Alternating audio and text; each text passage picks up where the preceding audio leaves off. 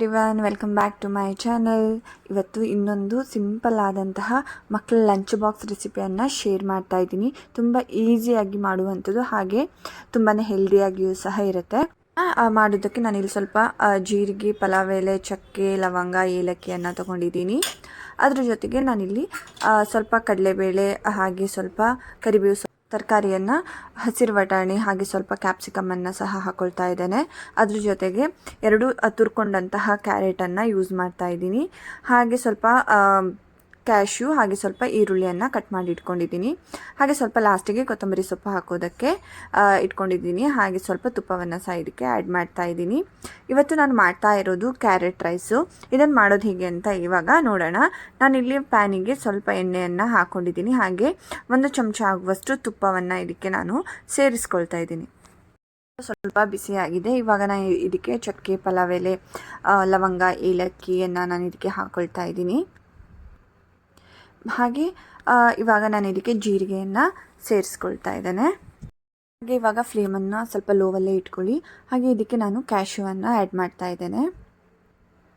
ಈ ಕ್ಯಾಶ್ಯೂ ಹಾಕೋದ್ರಿಂದ ಸ್ವಲ್ಪ ಟೇಸ್ಟ್ ಜಾಸ್ತಿ ಆಗುತ್ತೆ. ಹಾಗೆ ಸ್ವಲ್ಪ ಮಕ್ಕಳೆಲ್ಲ ಸ್ವಲ್ಪ ಇಷ್ಟಪಟ್ಟು ಇದನ್ನು ತಿಂತಾರೆ. ಸೊ ಅದರಿಂದ ಇದಕ್ಕೆ ನಾನು ಸ್ವಲ್ಪ ಕ್ಯಾಶ್ಯೂವನ್ನು ಹಾಕ್ಕೊಳ್ತಾ ಇದ್ದೀನಿ. ಇದ್ರ ಜೊತೆಗೆ ನೀವು ದ್ರಾಕ್ಷಿಯನ್ನು ಸಹ ಹಾಕ್ಕೊಳ್ಬಹುದು ಬೇಕು ಅಂತ ಅನಿಸಿದರೆ. ನಾನಿಲ್ಲಿ ಕ್ಯಾಶ್ಯೂವನ್ನು ಮಾತ್ರ ಹಾಕ್ಕೊಳ್ತಾ ಇದ್ದೇನೆ. ಹಾಗೆ ಕಡಲೆಬೇಳೆ, ಹಾಗೆ ಕರಿಬೇವು ಸೊಪ್ಪನ್ನು ನಾನು ಇದಕ್ಕೆ ಸೇರಿಸ್ಕೊಳ್ತಾ ಇದ್ದೀನಿ. ಇದನ್ನು ಲೋ ಫ್ಲೇಮಲ್ಲಿ ಸ್ವಲ್ಪ ಚೆನ್ನಾಗಿ ಫ್ರೈ ಮಾಡ್ಕೊಳ್ತಾ ಇದ್ದೀನಿ. ಗೋಡಂಬಿ ಎಲ್ಲ ಒಂದು ಸ್ವಲ್ಪ ಕ್ರಿಸ್ಪಿನೆಸ್ ಬರೋ ತನಕ ಸ್ವಲ್ಪ ಚೆನ್ನಾಗಿ ಫ್ರೈ ಮಾಡ್ಕೊಳ್ಳಿ. ಚೆನ್ನಾಗಿ ಫ್ರೈ ಆಗಿದೆ. ನಾನಿವಾಗ ಇದಕ್ಕೆ ಕಟ್ ಮಾಡಿ ಇಟ್ಕೊಂಡಂತಹ ಈರುಳ್ಳಿಯನ್ನು ಹಾಕ್ಕೊಳ್ತಾ ಇದ್ದೇನೆ. ಈರುಳ್ಳಿಯನ್ನು ಹಾಕಿಬಿಟ್ಟು ಇದನ್ನು ಸಹ ಚೆನ್ನಾಗಿ ಫ್ರೈ ಮಾಡ್ಕೊಳ್ಳಿ. ಈರುಳ್ಳಿ ಎಲ್ಲ ಚೆನ್ನಾಗಿ ಫ್ರೈ ಆಗಿದೆ. ಇವಾಗ ಇದಕ್ಕೆ ನಾನು 1 ಚಮಚ ಶುಂಠಿ ಬೆಳ್ಳುಳ್ಳಿ ಪೇಸ್ಟನ್ನು ಹಾಕ್ತಾ ಇದ್ದೀನಿ. ಹಾಗೆ ಗ್ರೀನ್ ಪೇಸ್ಟನ್ನು ಹಾಕ್ತಾ ಇದ್ದೀನಿ. ಗ್ರೀನ್ ಪೇಸ್ಟಿಗೆ ನಾನಿಲ್ಲಿ ಕೊತ್ತಂಬರಿ ಸೊಪ್ಪು, ಹಾಗೆ ಪುದೀನ ಸೊಪ್ಪು, ಹಸಿಮೆಣಸಿನ್ಕಾಯಿ, ಸ್ವಲ್ಪ ಶುಂಠಿ ಬೆಳ್ಳುಳ್ಳಿಯನ್ನು ಹಾಕ್ಕೊಂಡು ರುಬ್ಕೊಂಡಿರೋದು. ಇದನ್ನು ನಾನು ಮಾಡಿ ಫ್ರಿಜ್ಜಲ್ಲಿ ಇಟ್ಕೊಂಡಿರ್ತೀನಿ. ಆ ರೆಸಿಪಿಯನ್ನು ನಾನು ಶೇರ್ ಮಾಡ್ತೀನಿ ಮಾಡೋದು ಹೇಗೆ ಅಂತ. ಹಾಗೆ ಇವಾಗ ಇದಕ್ಕೆ ನಾನು ತರಕಾರಿಗಳನ್ನು ಆ್ಯಡ್ ಮಾಡ್ತಾ ಇದ್ದೇನೆ. ನಾನಿಲ್ಲಿ ಹಸಿರು ಬಟಾಣಿ, ಕ್ಯಾಪ್ಸಿಕಮ್ಮು, ಹಾಗೆ ಕ್ಯಾರೆಟನ್ನು ಹಾಕ್ಕೊಂಡಿದ್ದೀನಿ. ಇವಾಗ ಈ ತರಕಾರಿಗೆ ಎಷ್ಟು ಬೇಕೋ ಅಷ್ಟೇ ಉಪ್ಪನ್ನು ನಾನಿಲ್ಲಿ ಸೇರಿಸ್ಕೊಳ್ತಾ ಇದ್ದೀನಿ. ಉಪ್ಪನ್ನು ಸೇರಿಸ್ಬಿಟ್ಟು ಚೆನ್ನಾಗಿ ಮಿಕ್ಸ್ ಮಾಡ್ಕೊಳ್ಳಿ. ಉಪ್ಪು ಹಾಕೋದ್ರಿಂದ ಕ್ಯಾರೆಟ್ ಎಲ್ಲ ಸ್ವಲ್ಪ ಬೇಗ ಬೇಯುತ್ತೆ. ಇವಾಗ ಇದನ್ನು ಲೋ ಫ್ಲೇಮಲ್ಲಿ ಇಟ್ಬಿಟ್ಟು ನಿಮಗೆ ಬೇಕು ಅಂತ ಅನಿಸಿದ್ರೆ 1 ರಿಂದ 2 ಚಮಚ ನೀರನ್ನು ಬೇಕಾದರೂ ಇದಕ್ಕೆ ಸೇರಿಸ್ಕೊಳ್ಬಹುದು. ಇದನ್ನು ಒಂದು ಲಿಡ್ ಕ್ಲೋಸ್ ಮಾಡಿಬಿಟ್ಟು ಇದನ್ನು ಚೆನ್ನಾಗಿ ಬೇಯೋದಕ್ಕೆ ಇಡಬೇಕು. ನಾನು ಇದಕ್ಕೆ ಸ್ವಲ್ಪ ಅರಿಶಿನ ಪುಡಿಯನ್ನು ಹಾಕ್ಕೊಳ್ತಾ ಇದ್ದೇನೆ. ಹಾಗೆ ಒಂದು ಸ್ವಲ್ಪ ತುಂಬ ಡ್ರೈ ಆಗಿದೆ ಇದು, ಸೊ ಅದರಿಂದ ನಾನಿಲ್ಲಿ 1 ಚಮಚ ಆಗುವಷ್ಟು ನೀರನ್ನು ಹಾಕ್ಕೊಂಡಿದ್ದೀನಿ. ಇದನ್ನು ಹಾಕಿಬಿಟ್ಟು ಚೆನ್ನಾಗಿ ಮಿಕ್ಸ್ ಮಾಡ್ಕೊಳ್ಳಿ. ಮಿಕ್ಸ್ ಮಾಡಿಬಿಟ್ಟು ಮತ್ತೆ ಸ್ವಲ್ಪ ಬೇಯಿಸೋದಕ್ಕೆ ಇಟ್ಕೊಳ್ತಾ ಇದ್ದೇನೆ.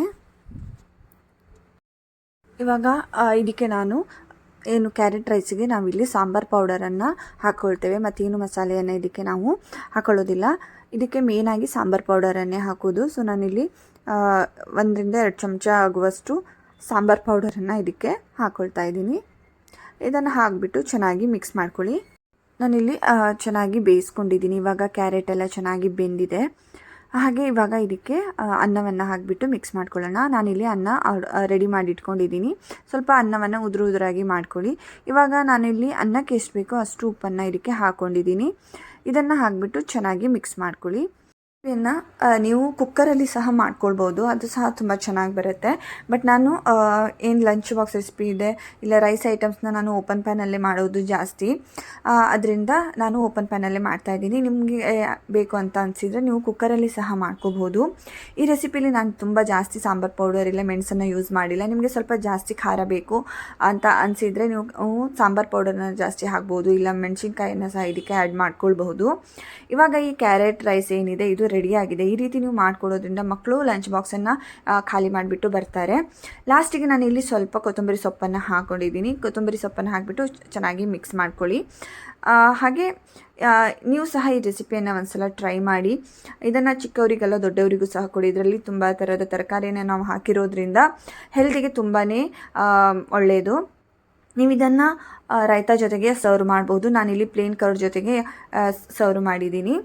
Thank you for watching. Please subscribe to my channel. Thank you.